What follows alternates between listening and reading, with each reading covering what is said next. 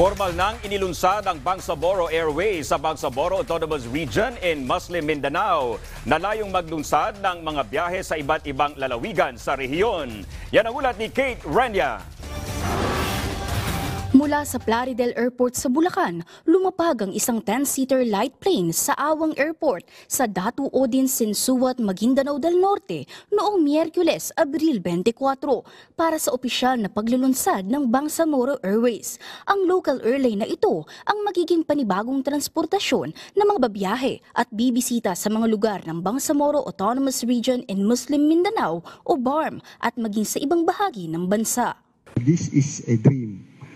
A name Bangsamoro as in the turf conquering the skies.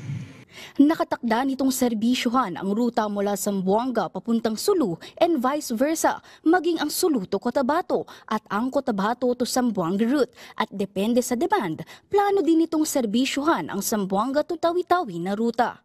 Well, we're getting the compliances done.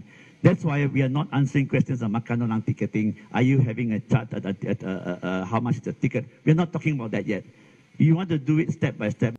Layunin ng operasyon ng airline na mahikayat ang mas maraming turista pati na mas maraming investors na mamuhunan sa Bangsamoro Region.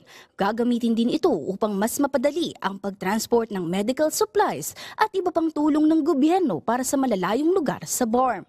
We are optimistic that the additional airline in Bangsamoro areas that would fly to the distant communities, far-fetched municipalities, would absolutely trigger the economic activity of Bangsamoro area.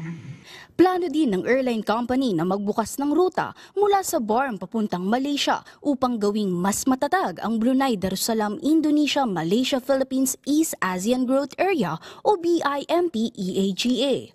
Kate Renya para sa Pambansang TV sa Bagong Pilipinas.